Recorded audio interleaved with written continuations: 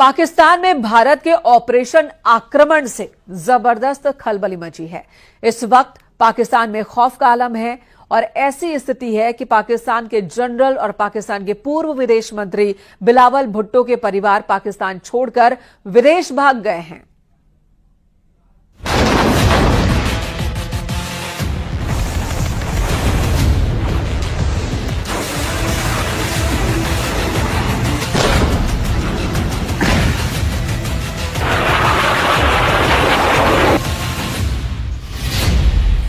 Pakistani media का दावा, 3 मई को भारत करेगा हमला।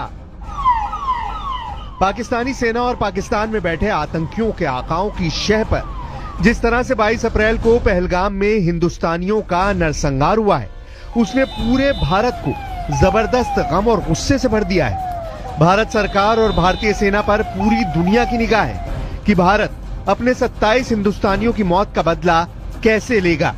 इधर दूसरी तरफ एलओसी और पीओके में पाकिस्तानी सेना की कई डिवीजन मोर्चा संभालने के लिए निकल पड़ी है, जबकि पाकिस्तान में मौजूद लगभग सभी चैनल अब दावा करने लगे हैं कि भारत इस बार बहुत बड़ा हमला पाकिस्तान पर करने जा रहा है। भारत में पाकिस्तानी दूतावास के उच्चायुक्त रहे अब्दुल बासित ने तो यहां तक बता दिया है कि भारत 1 से 3 मई के बीच पाकिस्तान पर बहुत बड़ा हमला करने वाला है। अब्दुल बासित ने ये नहीं बताया है कि उन्हें भारत के हमले से जुड़ी इतनी पुख्ता जानकारी कहां से मिली। जरा देखिए पाकिस्तान के पूर्व उच्चायुक्त अब्दुल बासित क्या दावा कर रहे हैं। भारत जो है कोई कार्रवाई करता है, जो करेगा वो आज हो, कल हो, हफ्ते के बाद हो। देखिए ना, पुलवामा का वाकया हुआ था 14 फरवरी को।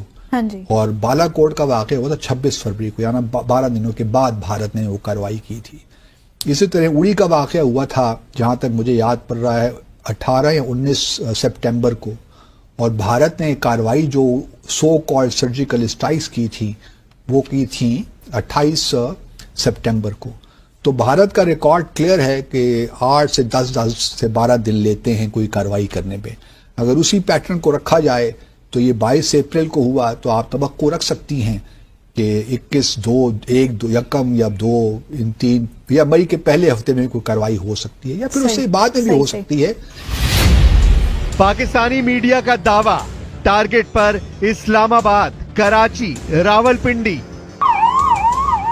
इधर दूसरी तरफ भारतीय थल सेना के चीफ उपेंद्र द्विवेदी 15वीं कोर की बैठक जम्मू कश्मीर में कर चुके हैं और ऐसे दावे किए जा रहे हैं कि भारतीय सेना के तीनों अंग ने इस बार ऐसी जंगी तैयारी की है जिसका सामना पाकिस्तानी सेना 3 दिन भी नहीं कर पाएगी। भारतीय सेना की तरफ से जारी की गई तस्वीरें और वीडियो में पाकिस्तान को साफ संकेत दिए गए कि भारत पहलगाम के गुनहगारों को पृथ्वी के आखिरी छोर तक नहीं छोड़ेगा। हम आपको पाकिस्तानी मीडिया में उन गीदड़ भपकी और बचकाने दावों को दिखाते हैं जो साबित करता है कि जब सियार की मौत आती है तो वो शहर की तरफ भागता है। जरा इस वीडियो को देखिए। इसमें पाकिस्तानी चैनल सुनो न्यूज पर पाकिस्तान के रक्षा विशेषज्ञ जफर हिलाली और पाकिस्तान के retired lieutenant general Ghulam Mustafa डींगे मारते हुए भारत पर परमाणु बम से हमला करने की वकालत कर रहे हैं। न्यूक्लियर वेपन्स का टाइम क्या है? आपने अनाउंस कर भी दिया था कि हम हर चीज से लड़ेंगे जो हमारे पास है। आपने मुल्क को कहा था कि घास खाओ, अगर तुम घास खाओगे तो ये वेपन भी हम हासिल कर लेंगे। हमने घास खाया, वेपन हासिल हो गई, तो अब ये वेपन्स हमें इस्तेमाल करने के लिए तैयार होना चाहिए। क्या इंडिया ये मानेगा? देखिए, एक ही तरीका है इंडिया को हराना। वो क्या तरीका है? बात कर रहे हैं आपने हिलाली साहब बड़ा अच्छा कंपैरिजन किया कि कन्वेंशनल जो वॉरफेयर है उसमें तो उनकी अददी बर्तरी है, उनके पास मैन पावर की बर्तरी है। तो आप कह रहे हैं कि नॉन कन्वेंशनल और जो आपका सबसे इंपॉर्टेंट टूल है दैट इज न्यूक्लियर टूल, आप कह रहे हैं वो बाकी रह गया है, उसके अलावा बाकी ऑप्शंस में हम शायद उनको बीट ना कर सकें, ये कह रहे हैं आप? यस, और कोई ऑप्शंस हमारा है ही नहीं,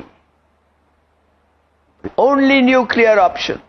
और हमारे पास 160 न्यूक्लियर वॉरहेड्स हैं। एक ही तरीका है हिंदुस्तान को जीतने से रोकना।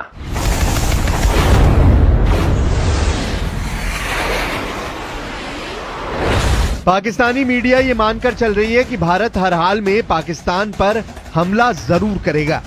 यही वजह है कि इस वक्त पाकिस्तानी मीडिया भारत के खिलाफ युद्ध करने की मुहिम का अड्डा बन चुका है, जबकि दूसरी तरफ पाकिस्तान की एयरफोर्स अपने F-16 जेट से, खासतौर से LOC के पास दिन रात पेट्रोलिंग कर रही है। पाकिस्तान चीन से मिले VT-4 टैंक को तेजी से भारत से सटे बॉर्डर पर पहुंचा रहा है। POK में तैनात पाकिस्तान की 10वीं कोर, जिसका हेडक्वार्टर रावलपिंडी में है, उसके लेफ्टिनेंट जनरल इस वक्त भारत के हमलों को लेकर बुरी तरह से घबराए हुए हैं। आलम यह है कि पाकिस्तान में मेडिकल इमरजेंसी का ऐलान कर दिया गया है। पाकिस्तान ने पाकिस्तान अधिकृत कश्मीर यानी POK में मेडिकल इमरजेंसी की घोषणा की है। ये कदम तब उठाया गया है जब नियंत्रण रेखा यानी LOC के पास सैन्य गतिविधियां बढ़ गई हैं और पाकिस्तान को भारतीय हमले का खतरा महसूस हो रहा है। पाकिस्तान के नेता युद्ध की स्थिति में भारत पर परमाणु बम गिराने की धमकी दे रहे हैं। पाकिस्तान में लीपा और झेलम घाटी के स्वास्थ्य निदेशालय द्वारा जारी इस आदेश में कहा गया है कि सभी अस्पतालों और चिकित्सा केंद्रों में ड्यूटी पर तैनात कर्मियों को किसी भी अप्रिय घटना से निपटने के लिए पूरी तरह तैयार रहना होगा। इसके अलावा किसी भी कर्मचारी को छुट्टी या स्थानांतरण की अनुमति नहीं दी जाएगी और सरकारी वाहनों का निजी उपयोग भी प्रतिबंधित कर दिया गया है। भारत के chief of defence staff lieutenant general Anil Chauhan रक्षा मंत्री राजनाथ सिंह से मिलकर बॉर्डर के हालात और तैयारी के बारे में ब्यौरा दे चुके हैं। भारतीय सेना के अर्जुन टैंक ने राजस्थान से सटे पाकिस्तान के बॉर्डर के पास मोर्चा संभाल लिया है। अरब सागर में ब्रह्मोस मिसाइल का जलवा देखकर पाकिस्तानी जनरलों की पतलूनें गीली होने लगी हैं, जबकि LOC पर भारत ने जिस तरह से 600 गोलियों का जवाब 1300 गोलियों से दिया है, उससे पाकिस्तानी सेना भारतीय सेना के प्रचंड इरादों को भांप चुकी है। पाकिस्तानी मीडिया में जाना पहचाना नाम नजम सेठी, जो पाकिस्तान के पंजाब प्रांत के पूर्व मुख्यमंत्री रह चुके हैं, वो भी ये मानने को मजबूर हुए कि भारत के साथ अगर पाकिस्तान का युद्ध लंबा चलेगा तो पाकिस्तान को परमाणु बम का इस्तेमाल करना पड़ सकता है। पाकिस्तानी पत्रकार से नजम सेठी ने देखिए क्या कहा है। नजम सेठी ने धमकी भरे अंदाज में कहा कि भारत के एक्शन पर रिएक्शन पाकिस्तान जरूर करेगा। नजम सेठी ने गीदड़ धमकी देते हुए कहा है कि पाकिस्तान भारत पर परमाणु बम गिरा सकता है। नजम सेठी ने कहा कि अगर भारत पाकिस्तान के बीच युद्ध कुछ दिन चलता है तो भारत पाकिस्तान पर हावी नहीं हो सकता है, लेकिन अगर युद्ध लंबा चलता रहा तो पाकिस्तान भारत के सामने टिक नहीं पाएगा। फिर ऐसे में पाकिस्तान परमाणु बम गिरा सकता है। भारत तो वैसे भी डरा हुआ है, उसको पता है कि हम पागल हैं, कहीं कुछ कर ही ना दे। हम युद्ध से डरते नहीं हैं। एक हाथ में भीख का कटोरा और दूसरे हाथ में बम का कटोरा लिए पाकिस्तान भारत को जंगी धमकियां दे रहा है। पाकिस्तानी सेना के चीफ आसिम मुनीर ने एक बार फिर से जिहादी और आतंकियों की तरह हिंदू और हिंदुस्तान के खिलाफ जहर उगला है। जनरल आसिम मुनीर ने हिंदुओं के खिलाफ एक बार फिर से 26 अप्रैल को पाकिस्तान के खैबर पख्तूनवा प्रांत में ऐसा घिनौना जिहादी बयान दिया है जिसने भारत को और ज्यादा गुस्सा दिला दिया है। पाकिस्तानी सेना के चीफ आसिम मुनीर खैबर पख्तूनवा प्रांत के काकुल इलाके में पाकिस्तानी सैन्य अकादमी यानी PMA में कैडेट की पासिंग आउट परेड को संबोधित कर रहे थे। उस दौरान पाकिस्तान के नए फौजियों को संबोधित करते हुए उन्होंने कहा कि 2 नेशन थ्योरी इस बुनियादी मान्यता पर आधारित थी कि मुसलमान और हिंदू 2 अलग अलग राष्ट्र हैं, एक नहीं है। हम मुसलमान कभी भी हिंदुओं के साथ नहीं रह सकते हैं। हिंदुओं पर भड़कते हुए मुनीर ने कहा, मुसलमान जीवन के सभी पहलुओं, धर्म, रीति रिवाज, परंपरा और सोच में हिंदुओं से अलग है। पाकिस्तान कई कुर्बानियों के बाद हासिल हुआ है और इसे सुरक्षित रखना सशस्त्र बलों का कर्तव्य है। हमारे पूर्वजों ने पाकिस्तान के निर्माण के लिए बहुत बड़ी कुर्बानियां दी हैं। हम जानते हैं कि इसकी रक्षा कैसे करनी है। हम आपको बता दें कि 16 अप्रैल 2025 को जनरल मुनीर ने कहा था कि कश्मीर हमारे गले की नस है और हम इसे हासिल करके रहेंगे।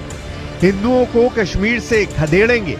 16 अप्रैल को दिए गए मुनीर के इसी भाषण के बाद 22 अप्रैल को पहलगाम में 27 हिंदुस्तानियों को पाकिस्तान के आतंकियों ने गोलियों से भून दिया था। Our stance on Kashmir is absolutely clear. It was our jugular vein. It is our jugular vein. We will not forget it, and we will not leave our Kashmiri brethren in their heroic struggle, what they are waging against the Indian occupation.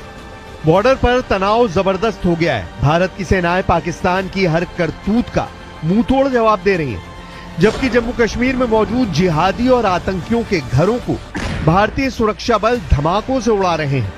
एक एक आतंकी और उनके आकाओं के घरों के चीथड़े उड़ाए जा रहे हैं।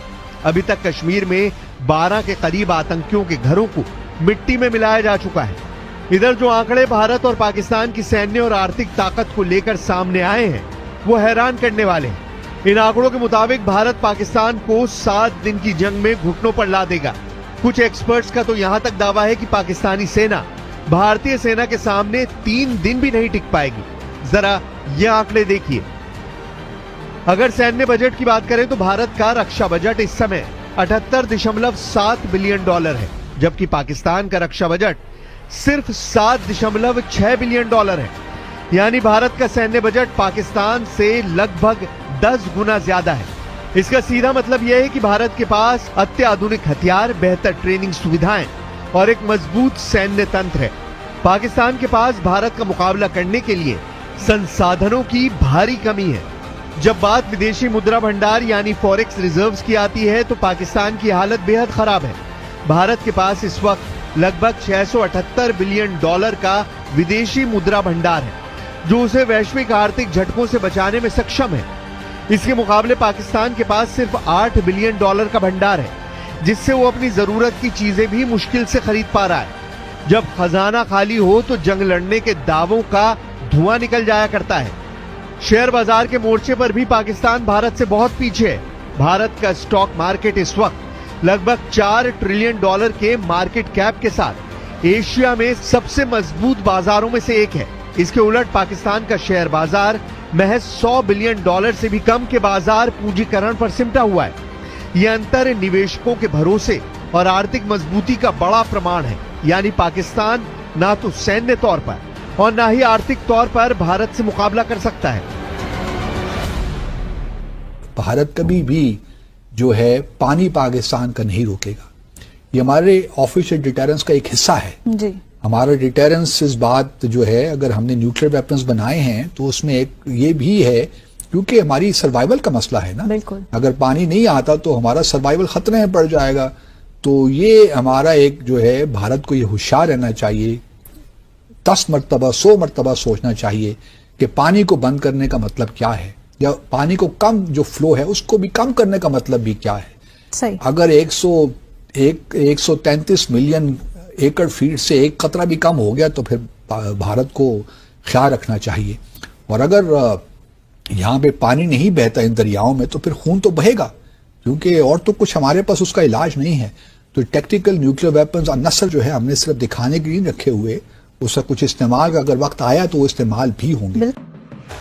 इधर पाकिस्तान के प्रधानमंत्री शहबाज शरीफ युद्ध की धमकी दे रहे हैं। पाकिस्तान के पूर्व विदेश मंत्री बिलावल भुट्टो सिंधु नदी में खून की नदी बहाने के दावे कर रहे हैं। रक्षा मंत्री ख्वाजा आसिम खुद मान रहे हैं कि पाकिस्तान आतंकियों का अड्डा बन चुका है, जिसकी कीमत पाकिस्तान को भुगतनी पड़ सकती है। We had no extremism at all. We were a very tolerant society. It was made to, the society was then, the whole ethos of the society was changed to support the jihad, and this was jihad which was invented by the West. It was not a jihad, it was a power struggle between two superpowers. कुल मिलाकर तबाह पाकिस्तान अगर भारत से जंग करना चाहता है तो यकीन मानिए इस बार पाकिस्तान दुनिया के नक्शे से जरूर मिट जाएगा।